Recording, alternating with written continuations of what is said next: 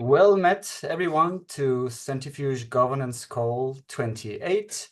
This is a good time to be alive. RWA summer is right around the corner with some big events. The RWA Summit coming up next month.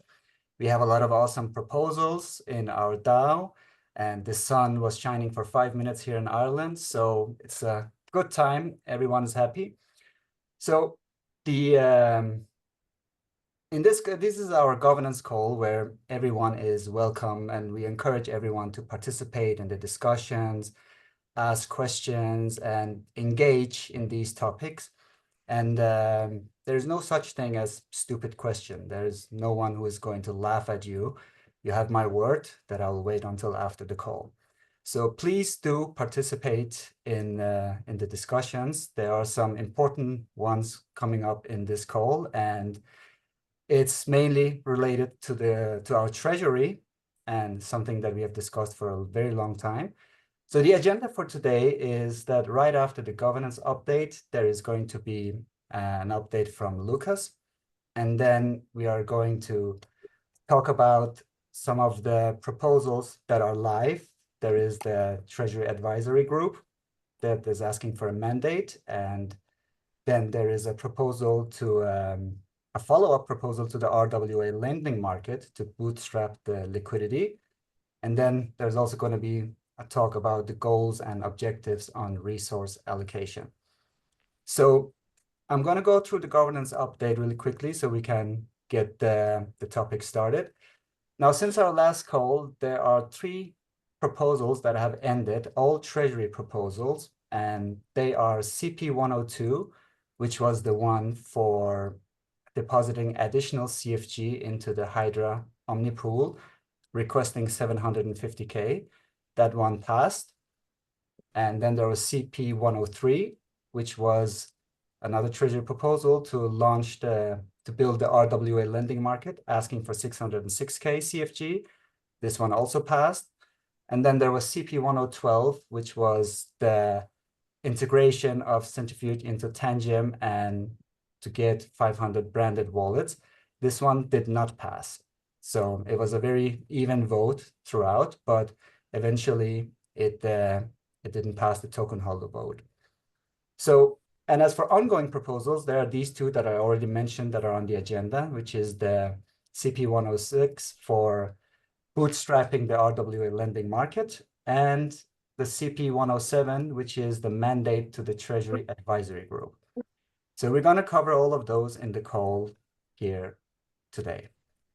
Now, if Lucas is here, I will pass to him to give a little update. Are you here, Lucas?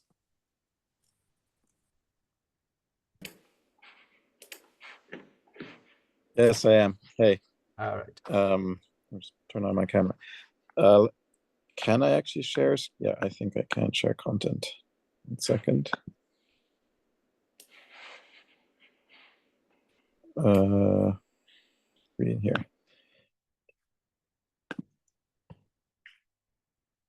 All right, so I wanted to talk a bit about our users who we're building Centrifuge for what we're doing. I think it's sorry, can you actually see the slides? Or the slide I made? You can see the slide there, yeah. Okay, good. Yeah, so I think like in governance, right, like we have to figure out who our users are and what are the problems we're trying to solve, and ultimately like where do we spend our attention. And so I thought it would be good to just rehash a bit the kind of things we're building, the users we're targeting, and how we're addressing all of this, as I think hopefully can like kind of refresh people on and give them guidance on what is on topic, what isn't, what is like distracting, what is kind of aligned with the focus that we have. What we're trying to build is kind of the most sophisticated on-chain credit platform, right? We really always had the strong focus of like bringing individual assets on chain and kind of mapping all of these processes that today happen in very inefficient kind of paper-based like PDFs and like legal contracts, etc., kind of processes and turn as much of that as possible into smart contracts. Like originally we started with like private credits, right? Like non-bank lending, emerging markets, real estate, factoring, etc. And we've more recently also done public credit products. I think a lot of the reason and shift is just also because the market has changed quite a bit. Public credit returns were historically low for the last 5 to 10 years, and they've now gone up, right? So that's just becoming a more interesting product in general for investors to invest in. And ultimately what this looks like now, right, is that like the pools that are going live, like they're either securitizations or funds that use Centrifuge to kind of manage their back office, and then investors can kind of invest in.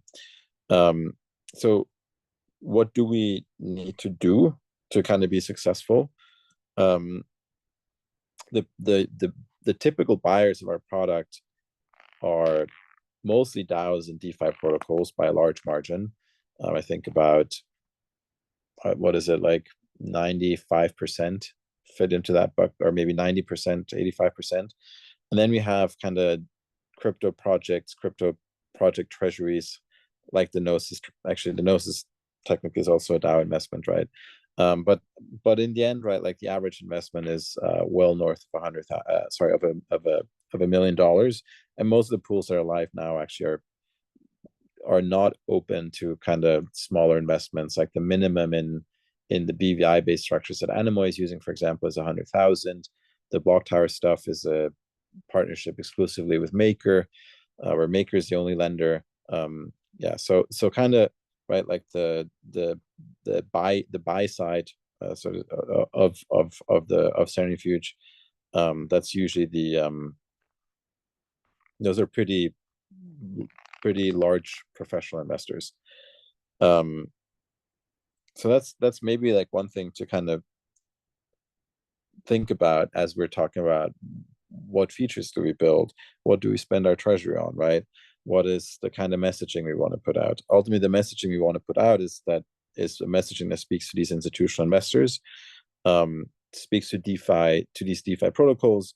Because like one of our strategies is, right, like instead of trying to build products that have very broad distribution themselves, partnering with DeFi protocols is actually a way that we can do this indirectly, right? Like through Maker, actually, every DAI holder effectively owns, or not owns, but like participates in like the Centrifuge pools that are able to borrow from Maker, right? Through our work with Morpho, the hope is that like actually any Morpho user will be able to kind of deposit into these markets and interact with assets on Centrifuge. So kind of that, and then beyond that, right? Like there are professional investors that want to use this directly, like institutions, like project treasuries and VC funds, like maybe high net worth individuals, but those are still like very large transactions. So that's maybe the quick summary of what I wanted to share, and summarize this on the slide as hopefully a bit of a guidance and refresher before we dive into the details, Orhan. Yeah, I think I'll leave that for now. Let me check the chat if there's any questions. Yeah. Are there any questions? You can write them in the chat or speak up.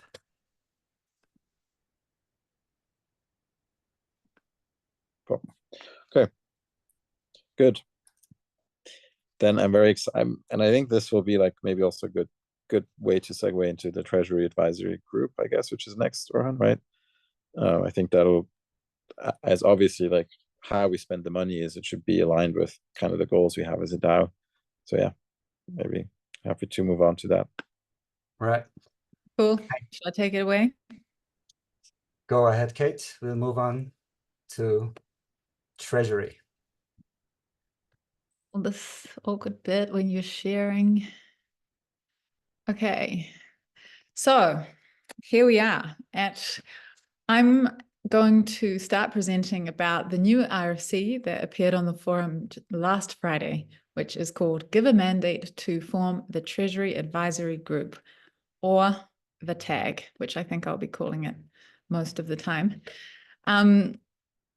Yeah, we have been talking a bit about Treasury holdings. As Orhan mentioned at the start of the call, all the proposals that have just passed were related Treasury proposals, or CP2s as we call them in the technical speak. And yeah, our Treasury is at about 16.2 million, and that is going to change over time. So let's talk about a bit about what this group will be doing, proposes to do, because this is still a proposal and it is in the RFC stage where it will stay for another at least 10 days before we integrate any feedback and then turn it into a proposal that you can all vote on. So what we're talking about is another mandated group. And remember that mandated groups are really a thing in the Centrifuge DAO. We have 3 other ones. And so we're drawing on a large precedent here. And we think our group will be pretty active. And what we want to do is give advice on spending and proposals for funding. So when proposals come in, we want to be instantly on them, assessing them, reading them, getting the details, ensuring that the proposer has given us all the information, and then providing assessments for the DAO to use. And these assessments can be ignored, of course. We will also provide financial overviews of the Treasury. Ivan will talk about that in a few minutes. And we will make a bunch of Treasury-related governance improvements. As an example, CP2 mandate for a request for funding is the technical kind of template that you have to fill out if you want to get funding from the Centrifuge Treasury. It currently misses a few key things that we've noticed. Like, we want to know your actual identity if you're making a proposal to our DAO in service of accountability measures. There's a bunch of other stuff we're going to propose as well. And of course, accountability. This has been a hot topic for as long as DAOs have existed. How do we get people that get money to be accountable for spending that money well and actually producing good results? So that's just a quick summary of what we'll be focusing on if this proposal passes. And as we go through this slide deck, if you do want to just interrupt and ask a question or share a comment, feel free. But also we will have quite a few pauses where we've designed that as well. So yeah, I'll pass to my hopeful esteemed colleague, Andrew, to talk about what's been happening. Why do we need this? Thank you. Thank you, Kate. I do actually see a good question already. So the tag team will offer a first line of filter for proposals. On a high level, that's what we really would love to do. We really don't want to tell people how to vote. We just would love to have a level playing field or a fair game. In our experience in, OpenGov and Polkadot and kind of DAO management in general, we think that having a fair game leads to not only, honest actors being more likely to partake and more likely to contribute to the DAO, but also, kind of your less reputable actors obviously being much less likely to try and, chance their arm. So from a kind of zoom out perspective, that's our kind of main, North Star. We just want to make sure that, all the community members feel like they've been treated fairly, and then all the proposers feel like they've also got a fair treatment. We are also very aware that I'm sure there will be some people that will apply for funding kind of maliciously almost. So someone at some point in time does need to, check the references, dot the I's, double cross the T's, and, look into people's background and look into what people are kind of proposing to do or trying to do. We, like most of us on these calls, are part of a lot of governance in Polkadot and a lot of crypto. And, it can be overwhelming when there's a lot of these kind of proposals coming in and out, and you might only get 30 minutes to read them. So we're not here to make a decision on behalf of anybody. We're just here to kind of lay out a perspective that, people can take from, they can disagree with, they can, refute our perspective. We're fully open to that. If we make a report on something and the community disagrees with that, that's That's, if anything, that's part of what we're looking for. You know, if the community agrees with everything we say, it probably hasn't been as effective as we'd like. So I know we're stuck on time. I don't want to, I'll talk all day. We have a lot to get through. So we'll pass on to the next slide, I believe. All right, it's me, Cesar here. So I wanted to share some of the latest examples of treasury and governance fails. Like, as you can all see from the pictures, like Solana lost 230K after attack proposal goes launched. Like, somebody just go there, okay, we are asking for those funds, and it just passes away. This is what we don't want to face in Centrifuge. Like, we want some people, some experts to conduct due diligence and, you know, provide honest opinion, like objective. It's gonna assess the proposal and say, okay, these are the consequences. And as you can see from the here, Solana co-founder Anatoly Yakovenko quoted, like, any DAO with pure token voting is just waiting to be attacked. Pay the council to pay attention. And here you can see the other examples from different DAOs like Mango Protocol and Build Finance. They just lost millions of money just because of the governance and proposal process. We can just go to the next slide, please. And why DAO treasurers fail? Because low expertise and motivations, people are not highly motivated to vote on the proposal or just conduct analysis and research on that. So they just don't care mostly. I'm talking out of context of the Centrifuge. And also treasury draining. Most of the DAOs are just spending their money, not conducting the, you know, wisely analyze, and they just, okay, here you go, here you got the money, here you got the money. And also they have scams, like some malicious players are just chime in and say, hey, we are gonna do the partnership, or we are gonna build on top of you, and here we ask for like 400K. And if they convince the people which has no expertise on that area, they can just pass the vote and get the money. And how we can avoid that? Accountability. And like we proposed in the beginning, milestone-based funding. So if we are gonna give the funds, they need to be accountable. Okay, after a period, they need to report to DAO and say, okay, we got this fund and we have done this, and we are gonna do this with that money. And we need third eye, like an expert group who is gonna say, okay, this is the proposal, these are the potential outcomes on the treasury, on the community exercise, and here you got the info. And then token holders and community members can say, okay, we are going to check this out and decide on top of it. And we need to educate people on the proposals. We are going to say, okay, but here's the thing, and here you got a concern on top of that, and blah, blah, blah, that I can say.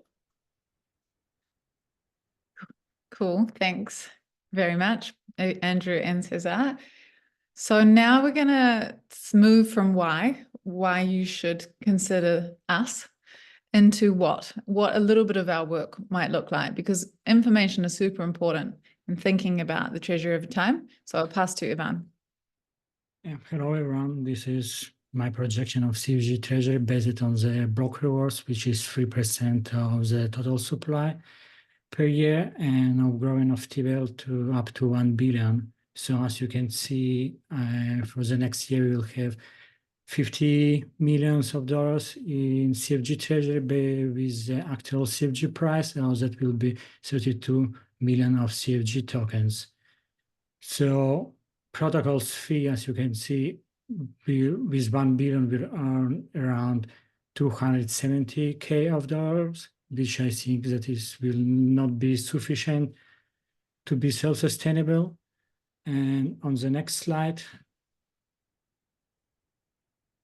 this is not the projection, this is actually the situation of Polkadot treasury. As you can see, in 3 months, Polkadot treasury have lost 40% of the treasury in DOT tokens, and this is around 100 million. So this is how CFG treasury could be if we will not be mindful in our spending.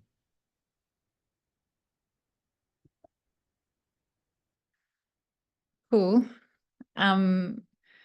So just some things to keep in mind that we are lucky to have Ivan, who's tracking all the inflows and outflows, and we'll also seek to make this information much more readily available and accessible, because right now it's not so accessible.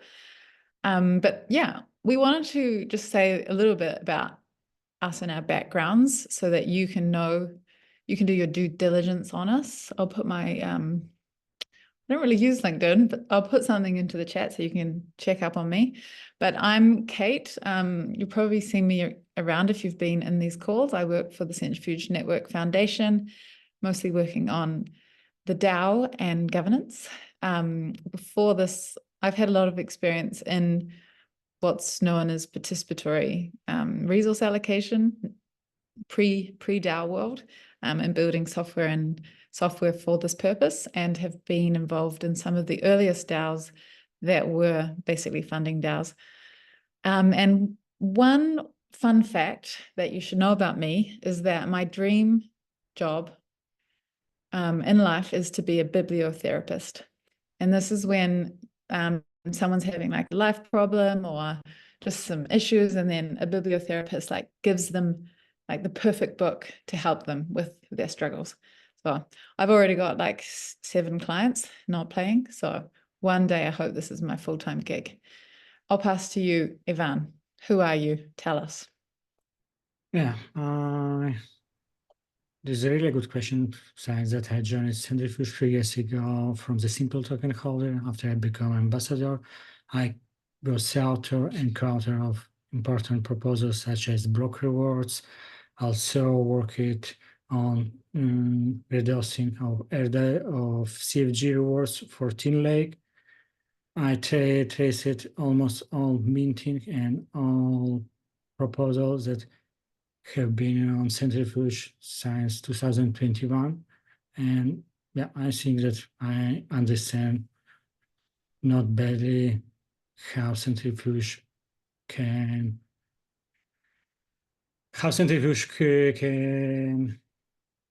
increase CFG Treasury and how CFG Treasury could be funded via the block rewards and protocols fees. And I will pass to Cesar. Thank you, Ivan. So it's me, Cesar here. So I have been involved the crypto and Web3 ecosystem for the last 4 years, which is including like Prime DAO, Inverter, Giza, Balancer, Tokenization, Commons, Gitcoin, and Exercise. So my main domain is marketing, but I have been also participated in different DAO governance process and witnessed the most of the things. So therefore, I am here. That's what can I provide here. And yeah, I'm gonna pass to Andrew. Hey everybody, I'm Andrew Liffey. You can find my LinkedIn there. I'm the peacock there, my spirit animal. I'm from Ireland, but I'm living in Singapore at the moment, working as a quantitative trader for a hedge fund here. I specialize in high frequency trading in MEV. The fun fact about me is that when I was a younger man, I was on the Irish fishing team. Yes, hold your applause. That is a real thing. I thought you were the captain of the Irish fishing team. I was the captain of the Irish fishing team. Don't embarrass me. Don't embarrass me. Don't embarrass me. I had a bumper year that year. So if anybody wants to pull fish out of salt water, please let me know. But yeah, super happy to be here. And I like watermelon. They're my favorite fruit too. Another fun fact about me. So thank you. Great. And we'll be waiting for your fun facts one day, Ivan and Cesar. So just quickly, why us? As you've heard, we know that you can't read all proposals or even understand them. I can't claim to either. So I'm really happy that we've got 3 people in the team that do have a depth of knowledge about DeFi, crypto, and finance. And when we don't know, we'll actually reach out to ask. A big part of how we'll work is to not presume that we know everything and actually try to get expertise where we are unsure. Everyone in the group can flow with the changes of Polkadot. I'm not sure if you want to add anything there, Andrew. Polkadot. Yeah. Sorry, yeah, I guess a core kind of part of the kind of idea here is the understanding that the kind of base layer of Polkadot is always changing. And that part of that is, you know, there will need to be, you know, we don't want to be overly focused just on the Centrifuge DAO. We do kind of need to have, as a community, we need to zoom out a little bit further and just make sure that we are aware of the kind of ecosystem at large that we plug into. I guess that would be a kind of maybe a more minor part of our kind of task at hand, that, you know, the main focus being kind of focused on the proposals that are coming through Centrifuge DAO. But, you know, on a kind of a side quest would be to just make sure that, you know, the Centrifuge DAO is integrating well with the kind of Polkadot ecosystem, and that we are not going to face any breaking changes that are, you know, coming about from Polkadot open governance. Cool. And yeah, the last 2 points we've mentioned as well. We're ready to have some great disagreements with each other, which we've already started. It's super fun. I think that's very important part of being in a DAO, is being willing to disagree and to come out the other side of that. And of course, voters can disregard the advice from the tag if they so choose. Go ahead. So this is the cost element of our proposal. You can check it on the forum, but we are basically asking for 45K for 6 months of work at the USD equivalent. If you have questions about that, ask them here or on the forum. The details are in the description there, but it's basically compensating 2 of our members based on 70 US per hour at 5 hours a week. That's our estimate. Things may change. And we've also included a bit of money for where we might have to pay for expert input, because we don't really, I personally don't like always asking people to do things for free. If we do need some good knowledge, we'll have a little bit of backup to pay people to give it. Is there any questions coming up that I haven't seen on this? Yeah, there are actually a few in the chat. I don't know if you want to have a break now and take some of them, Kate. Yeah, sure. There are I'm sharing my screen because it's so annoying. all right. There are 3 questions in the chat from Jay. I can read them out loud if you haven't found them yourself there. You have to go a little bit up. He's asking, is there a slide on the historical number of proposals per week and month that have come to the community? That's the first question. No, is the answer. There is no slide on that. But if it's something that you think is necessary, we can definitely make that. All right. Question 2, what types of proposals would be excluded?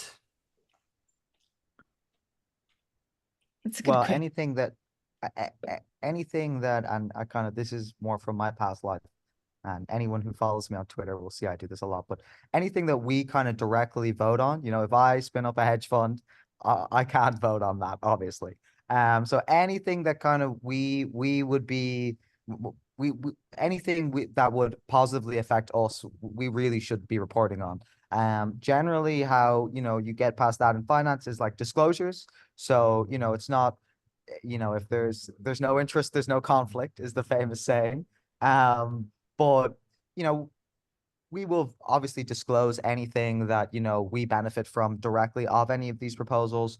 But, you know, if needs be and it's too big an incentive, we obviously would step aside. So for us, that would be, you know, the 2 biggest things would be if we were underqualified, which hopefully we'll have a small budget to, you know, get more expertise, or if, you know, maybe, I don't know, if there was a proposal that literally affected the 4 of us, probably wouldn't be something that we would want to weigh in on, and we would make the community aware of that. You know, we don't foresee many of those coming, and, you know, the whole point of us pitching this now and the whole point of the group in general is like transparency. So, you know, you'll be able to contact all of us directly if you guys have any concerns, and we can, you know, address any of those, you know, issues we may run into, or you guys might have. Thank you. Yeah, I just wanted to add to clarify something, that we're only assessing proposals that are requests for funding. So we're not assessing POPs or pool onboarding proposals, or we're not assessing technical proposals. Our mandate only to do with Treasury, only to do with funding. So that might give some insight on what would be excluded. Sorry, Orhan. No worries. Thanks for clarifying that, Kate. The last question from those three is, who replaces members if they need to recuse themselves to ensure there are enough people to evaluate? We Yeah, also, actually, oh, sorry, go. you can go, Kate. Oh, well, we did actually bring this up, and there is going to be a voting system, a majority voting system. If somebody has to leave, or if we need to bring on a new person, we'll just do a simple vote and majority rules. It's simple, but hopefully very effective. So this is how we'll decide if we're at like a dissensus, right? Like we have to get 51% within the group. But in the case that someone has to recuse themselves, because this is a very good point, Jay, you've obviously read the proposal. Thank you. We will have to recuse ourselves. For example, if there's any proposal coming from CNF, Ivan and myself will have to recuse ourselves because that's a conflict of interest. And in that case that Cesar and Andrew don't have enough time or knowledge, we would then bring in someone else to replace them, someone with expertise on that area. I don't think we need to institute like a super heavy process to figure out how to do that. Like it's not necessary. I think we should be bureaucracy light. As things are needed, as they come up, we figure out a way to fill the gap, unless that presents any major problem with governance. So that's how I plan to see it right now. I think there's one more question. Most of them have been answered in the chat, but there is one, actually a good one from Eshwar. Eshwar, do you want to ask it yourself?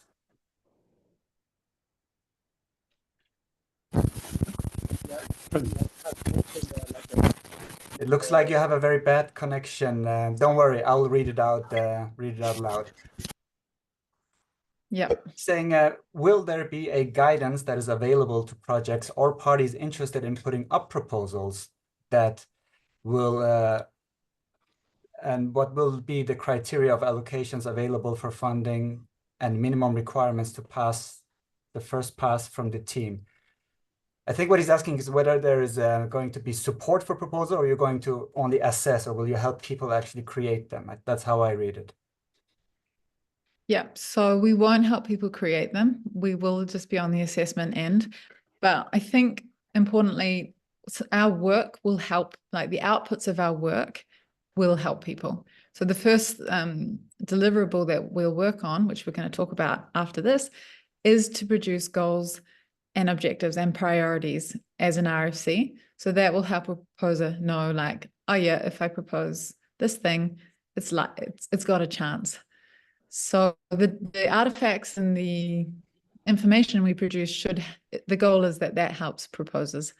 And if a proposer actually needs help in submitting, there's also the governance group that you should turn to, and they will help you. But I also think, Orhan, that the comment from Michael is quite interesting, that he thinks the work of the Treasury is underfunded. Project will be more work, and I think there should be at least one staff member. So good feedback. We'll take that on. Yeah. We'll test it and we'll see how we go. Do you have time for more questions, or do you want the rest on the forum and move on with the presentation? Yeah, I think it's time to move on. And anything, Ivan, you can answer the last one if you like, just quickly. Yeah, about the swapping of CFG tokens, I think this is something that we might to consider in the future, not right now, because at some point it will be really good to swap to the stable tokens, and probably we need to see how we can do this. Maybe HydraDX can help us with this. So this is definitely something that we might consider in the future. Awesome. Great. Very good questions, everyone. Thanks for bringing the discussion. We've got a bit more, so let's keep going. And we'll also make time for another different proposal at the end of this call. So I'll share my screen again. Okay, so we did this. I didn't even need to use the amazing emoji. So the next part of this is not like the tag hasn't been mandated yet, right? Like we haven't been voted through. So this is like maybe, but we would like to take on the work that has been started around the goals and objectives for Treasury spending. So we want to, Orhan posted a great poll a few weeks ago, and there's been a lot of discussion on that. And so, but before we decide like, okay, how much do we want to fund the protocol, tech development, engineering, and versus marketing versus community growth, we need to talk about the goal. The goal will kind of like help define the objectives. So there's a lot more work that we have to do here. And it was really great that Lucas joined the start of this call to keep steering us in the right direction. So polls are probably not quite enough. Like we need way more inputs to clarify what the goal is for Treasury spending. So the inputs we've had so far is that people want more protocol growth. This means new users, new products, new active contributors, higher TVL. So this is, a lot of high level data that's coming in. It's important to pay attention to the fact that 95% of total value locked is institutional. So Lucas referenced this at the start of the call. So our audience are institutions, right? The retail is there and they are important in many ways, helping us spread the word, helping us get to these institutions, but they're not the focus right now. So let's start thinking about what proposals might help marketing and biz dev at KF attract these types of investors. So this was just a shot of the poll we put up a few weeks ago, and you can see that it's pretty close. Grow adoption and increase utility, very high. But 22 people voted, and even though polls are great and we should definitely be doing more of them, we can't use just this poll to decide the goal and the objective. So this group, the tag, if we get our mandate and take over this work, we plan to do some deep dive interviews with key builders of the Centrifuge protocol, the devs at KF, the KF leadership, CNF team, as well as investors, users, partner organizations, and active contributors. And love to hear from any of you. To produce the best possible proposal on the goals and objectives, what else do you think we should do? Is there anything we're not thinking of that would help us produce a better proposal? Any ideas? Are we doing everything we can?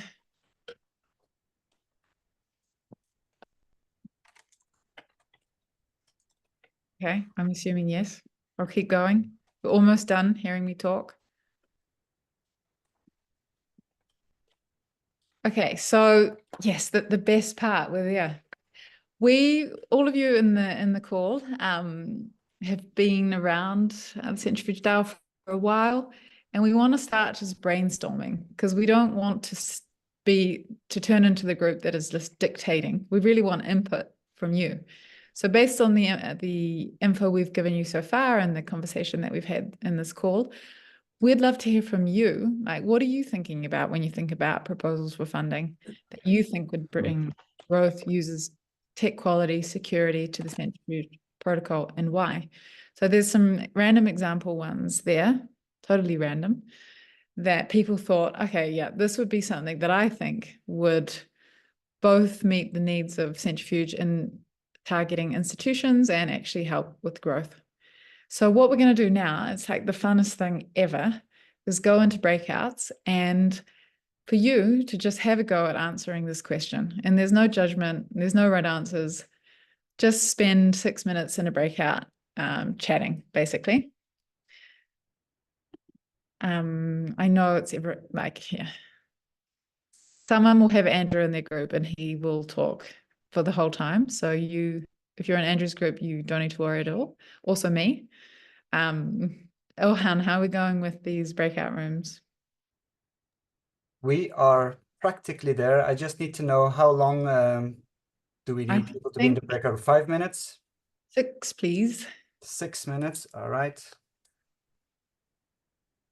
then I'm actually almost done here. Just need to assign a few more people. All right. Okay. I will. People are going to. I created 4 groups with between 6, 7 in each. So you have 5 minutes from when it starts, and you will automatically get back to this room after 6 minutes. Do your best. Go ahead.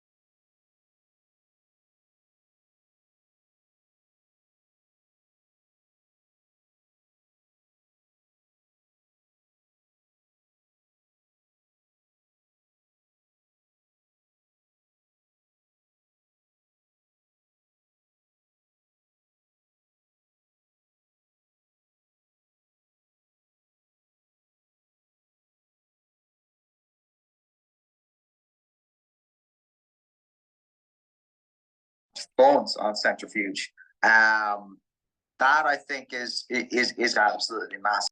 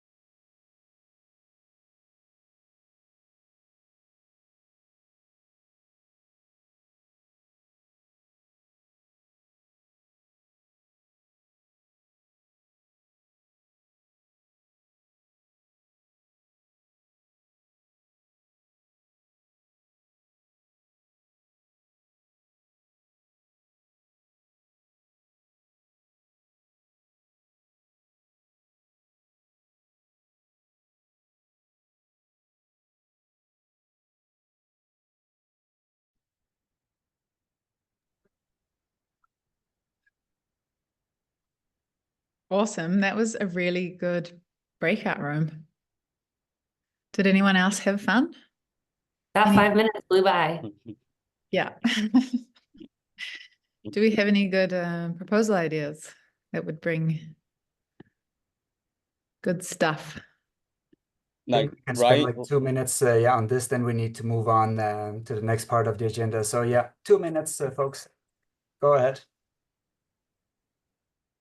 Is so that main go? takeaways from our group, like Ryan, the Coleman, Baji, like first of all, UI interface, it can be more seamless, and second of all, community, like we need marketing. That was a comment in the beginning.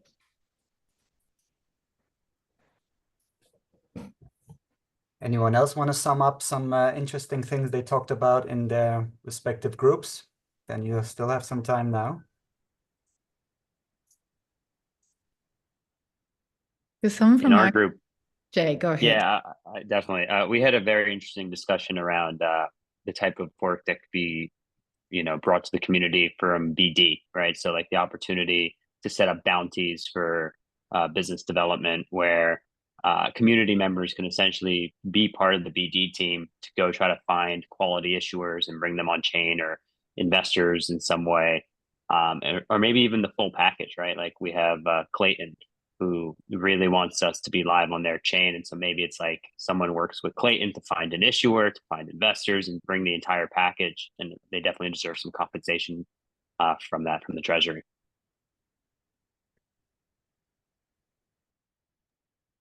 Nice one. Cool. We can wrap it there and let you continue, Orhan. Yeah, are there any last words? Any last questions here? Yeah, I just saw that Harelix team is on the call, so maybe they can just make short explanation how we can do swap, just briefly. How we can do swap of CLG. Yeah, thank you.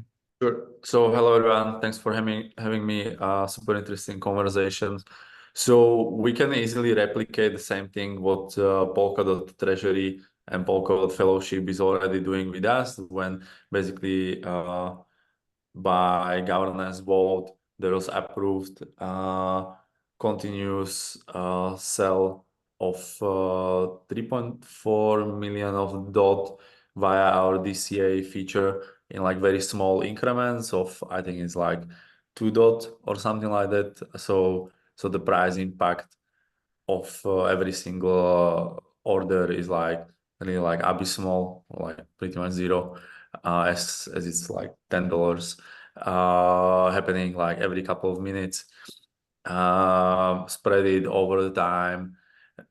Fees are obviously included, but thanks to Substrate and Polkadot, the execution is like extremely cheap. So fees in this case are also like pretty negligible.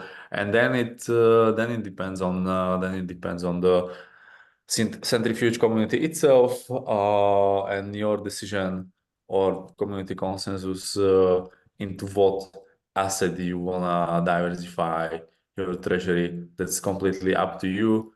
When you will have this, then you will be, I'm pretty sure you will be able to construct the XCM call triggering the DCA schedule by yourself, but obviously we are super happy to help with this, and yeah, but it will be like pretty easy anyway. So it's mostly up to you. So first you need to decide how much of CFG you want to diversify, into what asset, and then we are here to help you to construct it or verify it with chopsticks and all other tooling to make sure that everything will pass smoothly, and then that's it. Okay, sounds great. Thank you. You're welcome. Thank you, all of you. I have one last question, like in light of what Lucas said in the beginning of the call as well, like where the focus is and where the TVL should come from. So it makes me think about like what kind of proposals we should fund. And so how can we ensure to get like more insight from KF or CNF like this? Yeah, I think that's a good question. I mean, ideally we'd have like someone coming to every governance call to just give that bit of context, to keep reframing and resituating the direction, because I think that's what people need in order to like look through the right lenses, because that statistic, right, like 95% of TVL is institutional, that can really turn a few light bulbs on for people. So I think maybe we'll just ask the KF leadership if that can happen at the start of every governance call, like Baji or Lucas or Yaron or whoever, just coming and repeating or re-emphasizing these key elements and relating to the mission and to the audience. Is that possible? I don't know if Lucas is still here. No, he's not. But can we sign you up for that KF leadership? Yes. Great. Thank you. Awesome. Thanks, Orhan. All Luke. right. We are very short on time, but we still have one more topic to go through, and that is the follow-up on the real-world RWA lending market proposal and how to bootstrap the liquidity there. So if Grayson or Ivan, either one of you are here, could you please quickly give us an explanation of what that proposal is about? Yeah, I can start. And Ivan, let me know if I'm missing anything. But this proposal is to incentivize the Morpho market for specifically lenders supplying USDC initially into the market. So in the proposal, it's 60,000 CFG over 60 days. How the Morpho rewards work is you specify the amount of your token you want to supply per day, and then for a specific time frame. So 1,000 CFG per day for 60 days. In the proposal, there's a little chart that kind of shows what those CFG reward APYs would look like by the different amount of total supply in the market. So the more supply, the lower the CFG rewards. And then so the total APY looks something like CFG rewards plus Morpho rewards plus the base interest from the LTF tokens that are actually being generated.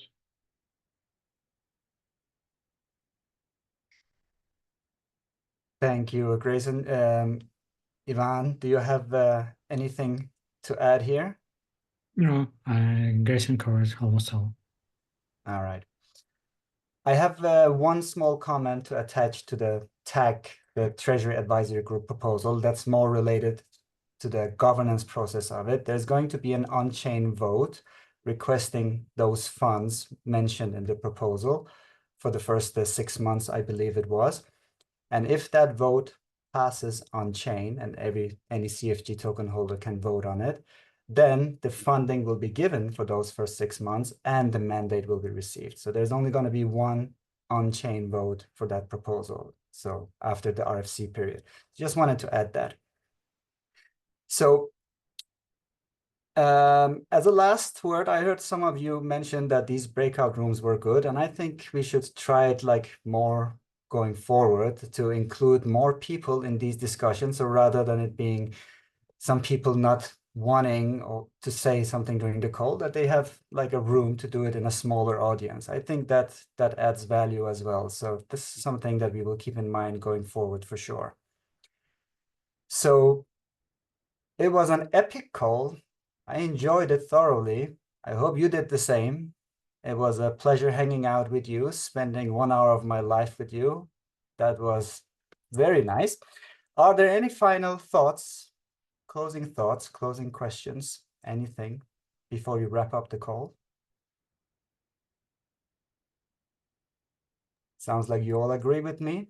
I would have one if I can. Sure, So, go ahead. You have 1 minute. So when I saw that your community had SC as a biggest priority for growth, I think the good food for thought would be how we can combine both RWA and DeFi markets together that it will allow features and constructions which are not possible or which are not to be seen anywhere else.